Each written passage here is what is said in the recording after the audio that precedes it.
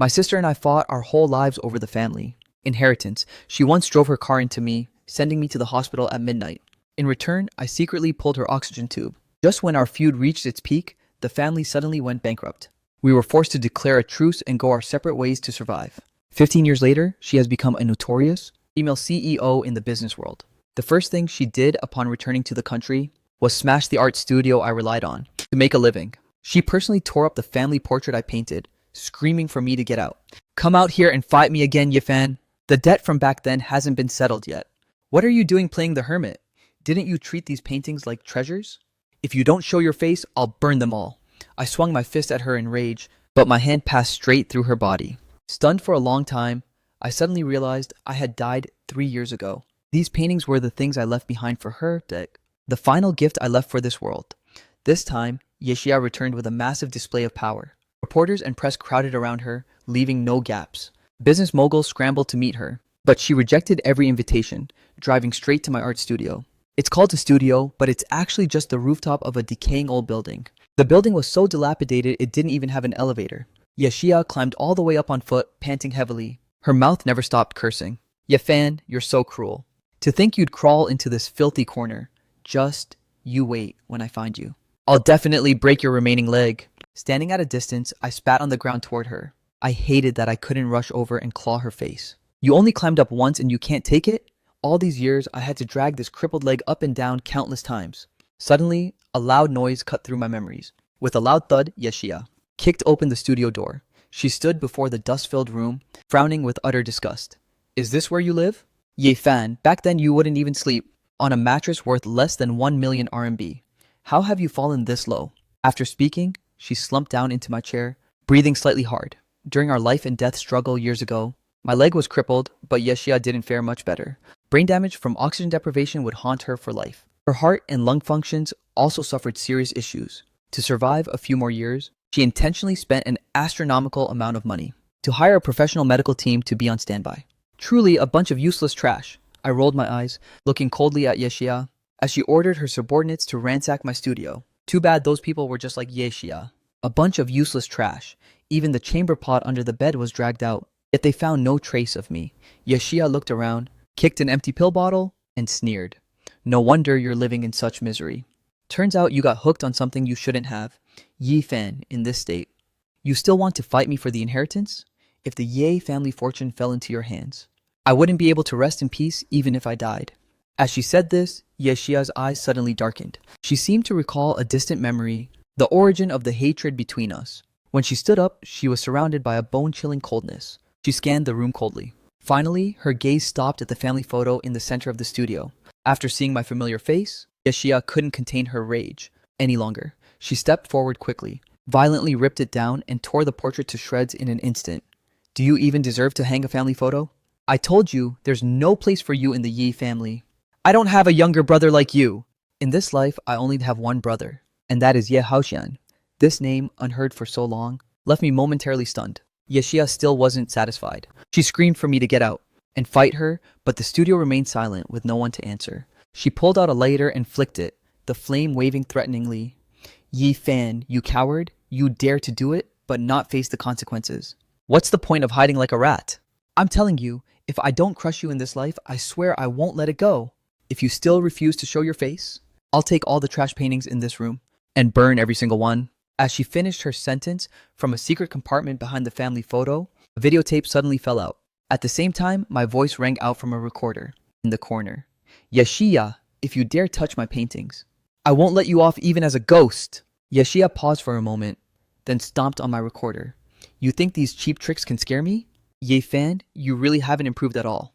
But when she looked at the videotape, she hesitated for 3 seconds before slowly pulling her foot back.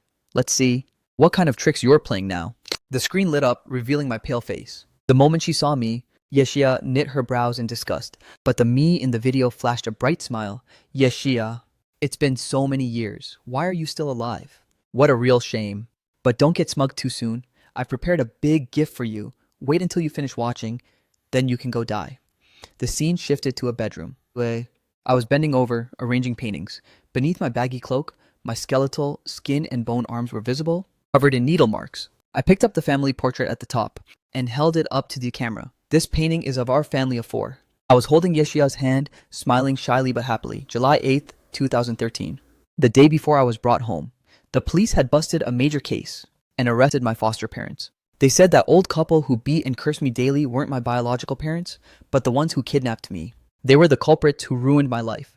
The policewoman rubbed my head pityingly, stuffing some photos into my hand. Don't be afraid, we found your real parents. Once the paperwork is done, they'll take you home. That night, I was so excited I stayed up all night. Looking at the three people in the photo, I drew a family portrait.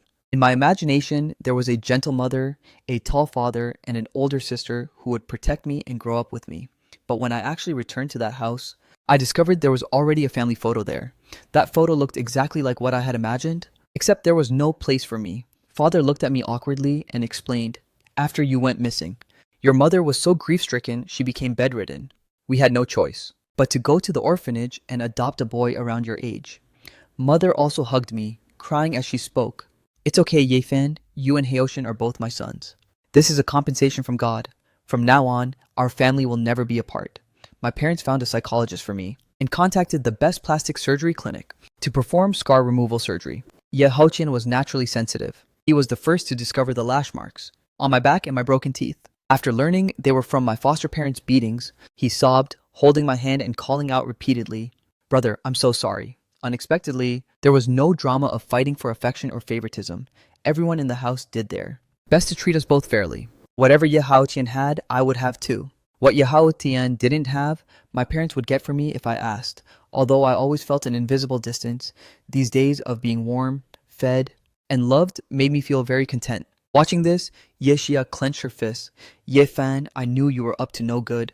Back then, our parents and Haoshin treated you so well, yet, after all these years, you still pull out that ragged painting just to spite me. Ye Fan, you're truly shameless. You don't deserve a peaceful death."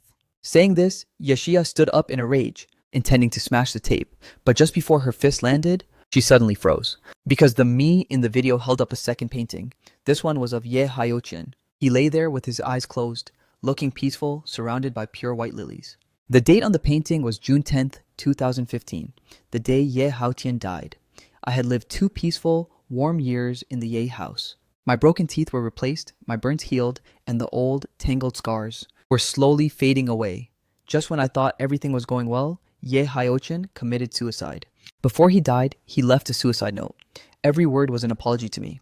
Only then did I realize that for 2 years, Ye Haochin had been suffering from cyberbullying. Unscrupulous media outlets seeking views had intentionally fabricated a real versus fake young master drama. They said Ye Haoshin's biological parents ruined my life, so why should he get to take my place and live such a comfortable life? Enduring 2 years of cyberbullying and seeing the horrific scars all over my body, the guilt finally crushed that kind-hearted boy. She was so kind, she chose death to atone.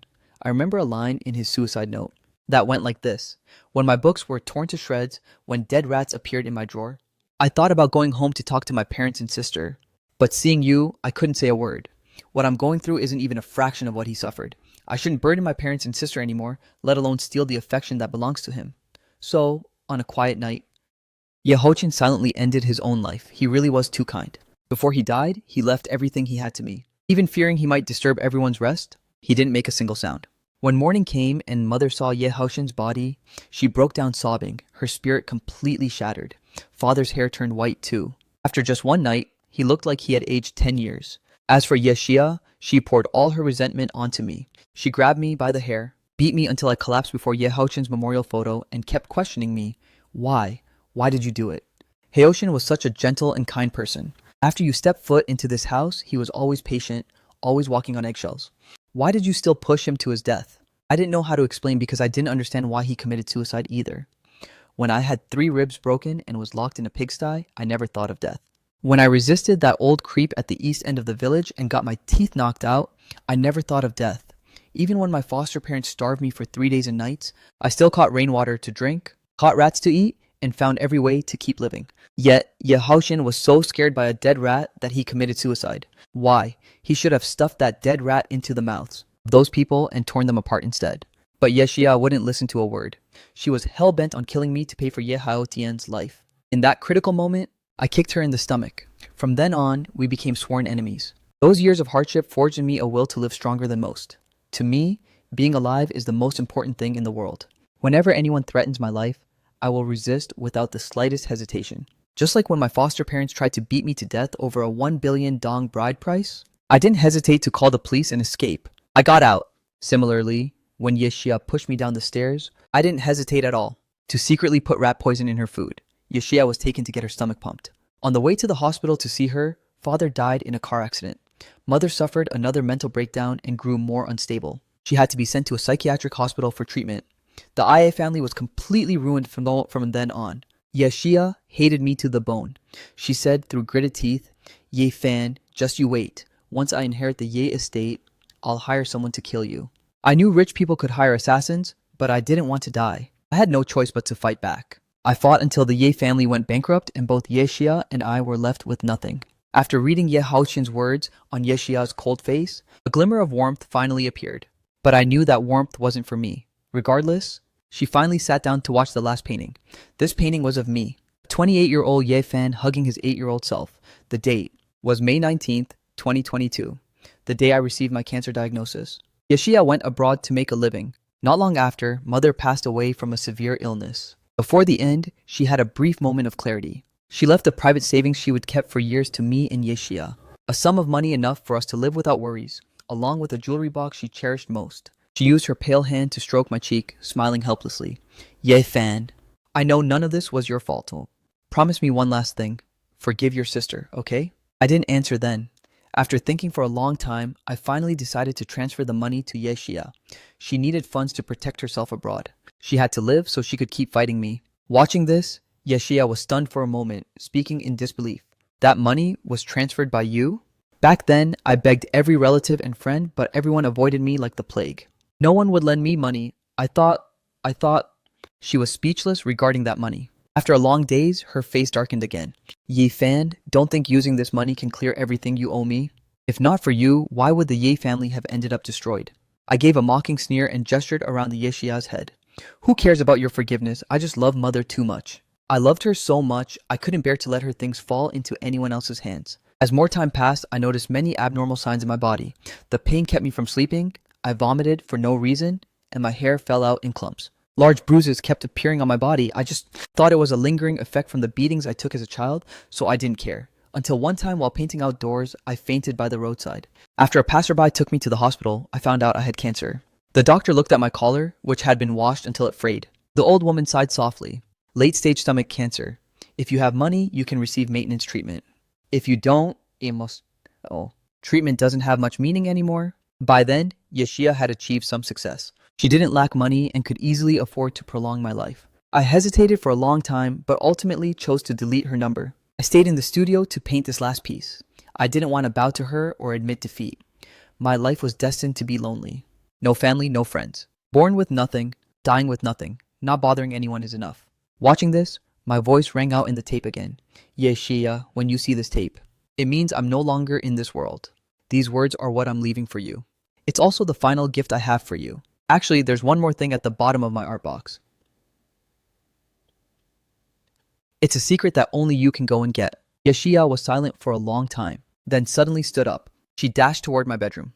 Along the way, she knocked over tubes of hardened paint and toppled the easel I had set up. But when she actually opened the art box, she immediately stood frozen to the spot. It was a toy snake. It popped out with a boing and landed right at Yeshia's feet. After regaining her composure, Yeshia turned her embarrassment into rage. She viciously kicked my art box across the floor. "Ya fan, you bastard! I knew it! I knew it was all your lies. A guy as obsessed with living as you? How could you leave all your money to me and just go die? I actually wasted a few tears on your lies. You really are unforgivable." After saying that, Yeshia still wasn't satisfied. She stomped on the art box a few more times. She screamed for the bodyguards to burn all my paintings. "No, not just the paintings. Burn this whole house down for me. Anything that belongs to Ye Fan. Not a single pencil or a strand of hair is to be kept." Looking at Yeshia jumping around in rage, I couldn't help but laugh out loud. Luckily, I'm dead now. Yeshia can't hear a thing. Otherwise, she would definitely rush over and punch me a few times. Actually, I didn't just want to use a toy snake to scare her. In my original plan, I intended to raise a venomous snake and find the right chance for it to bite Yeshia. Pity I didn't live long enough for that. I also didn't want to involve another innocent life. After all, even the snake is innocent. The subordinates looked at each other in confusion. Just as they received the order to act, Yeshia stopped them. This blind, useless woman finally saw the jewelry box hidden at the bottom of the paint box. She leaned down to pick it up, gently wiping away the dust. This is Mother's jewelry box. Could it be everything Yefan said was true? One could see Yeshia was caught in an internal struggle. For a moment, her hand tightened around the box as she said through gritted teeth, the same trick. And you think you can fool me twice? Yefan, you're so stupid. I won't fall for it again. With that, Yeshia prepared to throw the jewelry box away. But in the moment she swung her arm, she seemed to remember something. She hesitated for a bit, then quietly pulled her hand back. She carefully wiped the dust off the box, her tone betraying an indescribable sense of hurt. This was Mother's favorite jewelry. There's no way she would leave it to you. You thief, you must have stolen these things. Just you wait when I find you. I'll definitely skin you and break your hands. Despite her words, Yeshia couldn't stop herself from opening the jewelry box. There wasn't much inside except for some earrings Mother often wore, her necklace, her wedding ring, and 3 small longevity locks. The 3 locks were engraved with the names Ye Fan, Ye Xia, and Ye Heotian. Among them, Ye Xia's and Ye Heotian's were still as shiny as new. But the one with my name was worn down until the engraving was blurry. It was clear that in the days after I left, Mother had stroked this longevity lock countless times. Remembering the days our family was still together, she never forgot me, and she never hated me. Until her final moments, she still hoped my sister and I could let go of the hatred and live a good life. Too bad I can't do that anymore. Thud. Further down was a thick stack of my medical records. Every single word recorded the painful days of fighting cancer. The doctor was right. For late-stage cancer, treatment was meaningless.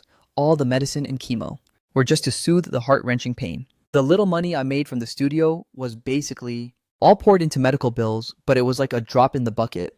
It had no effect in the final days of my life. Every night I tossed and turned in agony. Regular medicine no longer worked. I could only bang my head against the wall over and over, hoping to ease the pain, even wishing I could just die and get it over with. Once I really couldn't take it anymore and climbed onto the balcony to jump. But the moment I stepped one foot out, Mother's smile and Yeshia's hateful face suddenly appeared before my eyes. I didn't want her to just live her life free and easy. I had to have my revenge. So I gathered all my sketches and drafts, laboriously setting up an art exhibition that no one would ever see. To me, it didn't matter if the world saw it or not. As long as Yeshia saw it, that was enough. Just as I predicted, Yeshia was terrified by that thick stack of medical records. She couldn't believe it, flipping through them over and over. How can this be? Yifan, you're lying to me, right? These records look real, but I won't be fooled. They say bad people live forever. You can't be dead. Get out here right now. As soon as she finished speaking, the sound of a door opening echoed from outside. Yeshia looked out joyfully, but then her brows furrowed. Who are you? Yeshia asked irritably. What's your relationship with Ye Fan? Where is he hiding? Speak up! An elderly neighbor lady walked in, glancing at Yeshia with reproach and dissatisfaction. You're Ye Fan's older sister, right? Ye Fan told me I had to give this to you. After saying that, she went into her house and brought out a crate filled with sketches. Unlike the meticulously framed paintings from before, these were rough and yellowed.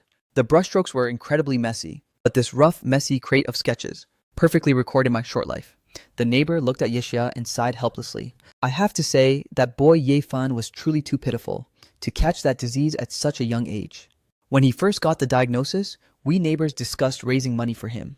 But no matter what, he refused to take it. He even returned the tuition money from before. The boy was so pitiful, but he had a very good heart. Before he left, he told me that if one day a beautiful woman came looking for him, I should say these words to her, and if no one came, he asked me to help bury him. At this point, the lady's tone turned accusatory. You really are something. A rich, big boss like you, yet when your own brother dies, you don't even bother to come see him. Once, I heard people say Yefan's illness wasn't incurable. He just had no money and couldn't bear the cost. Yeshia stood stunned for a long time, staring blankly out the window, her mouth constantly mumbling, No way. This is impossible. How could Yefan be dead? And why didn't he have money for treatment? That jewelry box Mother left him? Selling just one piece would have been enough for the treatment. After saying that, Yeshia realized, if I had wanted to sell that jewelry, why would I have crawled into this ruined attic and opened a tiny art studio just to scrape by? I really couldn't bear to. Yeshia turned away, looking lost. Everyone says Yefan is dead. Fine, then where is his grave? There is no proper grave. Yefan instructed us to just find any spot to bury him. We didn't have much extra money ourselves. We pooled what we could and buried him in the wasteland behind the mountain. Hearing this, Yeshia suddenly stood up, pushed everyone aside, and ran outside in a panic until a cold wind snapped her back to reality. She looked up with confusion and fear. The wasteland behind the mountain was a place where people rarely set foot. There was only a small earthen mound sitting lonely among the weeds. Long branches swayed incessantly in the wind, as if silently mourning. Yeshia is such an idiot. Even at this point, she still refused to believe the truth that I was dead. She began digging at the mound with her hands, mumbling, "No, it's impossible. I don't believe you're dead.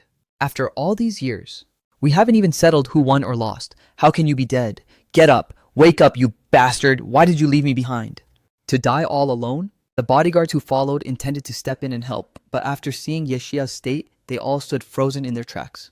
It turned out that, without anyone noticing, tears were already streaming down Yeshia's face. She looked like she'd gone mad, sitting dazed before my grave for a long time.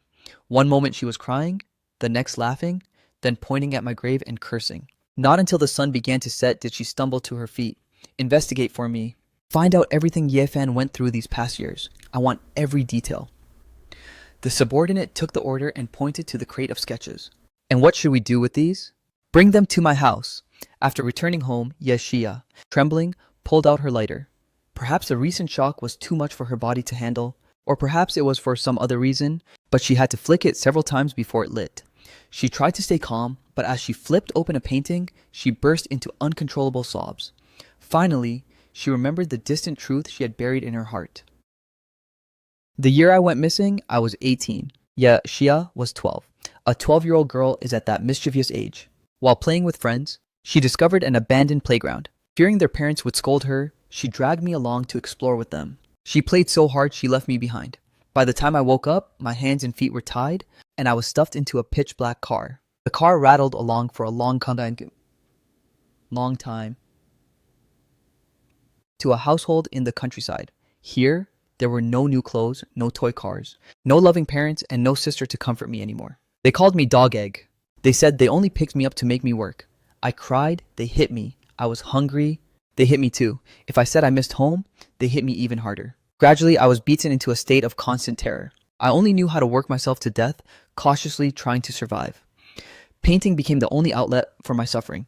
At first, I used sticks to draw on the ground. Later, I started going to the trash to pick up old notebooks and scrap paper people threw away, or stubs of pencils worn down to the end. Later, when I was brought back to the Ye house, my parents asked what I wanted. I thought for a long time before I dared to say I wanted a piece of paper to draw.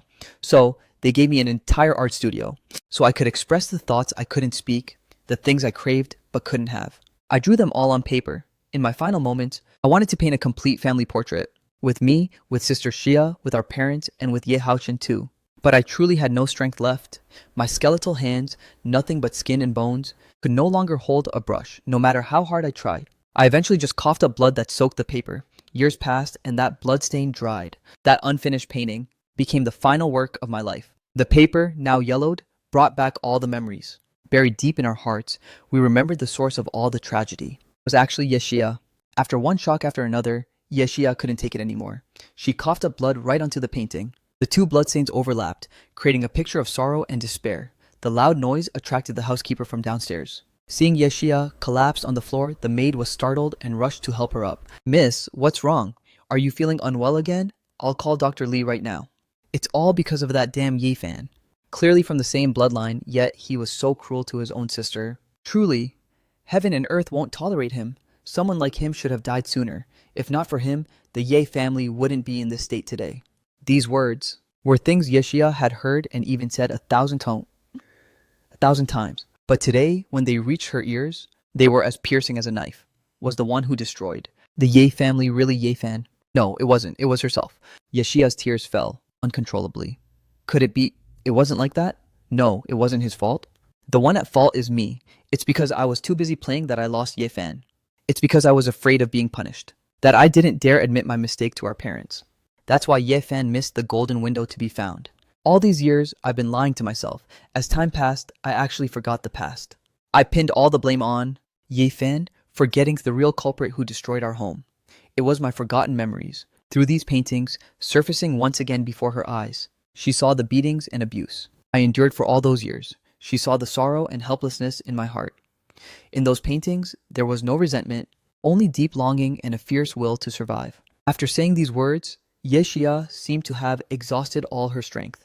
Her whole body collapsed to the floor. Not knowing the truth, The maid thought Yeshia was just shocked by something and hurried to call the doctor. When the family doctor arrived to examine her, Yeshia, who was in a daze, suddenly grabbed his hand and kept asking, "Dr. Lee, is cancer very painful?" Dr. Lee was stunned for a moment. "Yes, but Miss Ye, your health is perfectly normal. Vomiting blood was just because you were too emotional. It has nothing to do with cancer. You don't need to worry about that." But Yeshia acted as if she didn't hear, continuing to press for the cause of cancer. They say the stomach is the organ of emotion. If someone lives in a sad, repressed environment for too long, are they prone to getting sick? Dr. Lee nodded seriously. From a medical standpoint, yes. But the causes of cancer are complex, especially stomach cancer. Irregular eating, unhealthy lifestyle, any of these could be the cause. Right, that's right. He suffered so much abuse since he was a child. His health was already weak, yet I still bullied him. All of this is my fault. It's my fault. I harmed Yefan. I harmed the whole Yi family. It was me. It was all because of me. Yeshia was immersed in ultimate sorrow, mumbling in self-reproach. Dr. Lee guessed the root of the matter. He seemed to want to comfort her, but after hesitating, he could only sigh. "Miss Ye, the dead cannot return. You should take care of your own health." A bitter smile appeared on Yeshia's lips. She closed her eyes in total despair. "Everyone is gone. The Ye family is no more. Now I'm the only one left alone in this world. What's the point of me living on alone?" I sat on the stairs, right where Yeshia had once pushed me down. My legs swung, but for some reason, my heart felt heavy, a mix of satisfaction from revenge, and an indescribable emotion as I watched Yeshia's broken soul. I couldn't help but mutter, "Serves you right." A fool like Yeshia deserved to shoulder all the pain and torment while lingering on in this world. To her, death would be a mercy. Living on is the true eternal damnation. Since that day, Yeshia grew weaker by the day. She let go of the past and her hatred, leaving only utter remorse. She moved my remains next to our parents in a high-end, incredibly expensive cemetery. Nestled against the mountains and facing the river, it was the final resting place for our whole family. Yeshia pointed to the empty plot next to it and said that spot was reserved for her. But Yefan, I really don't know if I even have the face to go meet everyone anymore. Every day, Yeshia would come to my grave and sit for a while. Sometimes she'd trim a few flowers or grass by the headstone. Other times, she'd reminisce about happy childhood memories. She seemed to have forgotten our bitter rivalry, forgetting the wounds we once inflicted on each other. In her eyes now, we were a close-knit family, the two closest siblings in the world. Until one day, Yeshia suddenly fell gravely ill. After recovering, she could miraculously see me. She rubbed her eyes in disbelief. "Ye Fan, is it really you? Have you been doing well all these years?" I smiled and shrugged indifferently. "I'm fine. I'm dead, aren't I? Before the cancer, I desperately wanted to live. No matter how pathetic or miserable that life was, at least while there's life, there's hope. But after the diagnosis, the torment of the disease made me just want an early release. Looking back, although I died a bit young, at least I got my wish. My life wasn't actually too bad." Yeshia said she wanted to atone and asked me what she should do. I tilted my head and thought for a moment. "Organize an art exhibition for me. I spent my whole life painting, yet no one saw them even at my death. It's quite a shame." Yeshia agreed with a raspy voice. She mobilized all her connections to organize a grand exhibition for me, exposing my entire life truthfully before the world.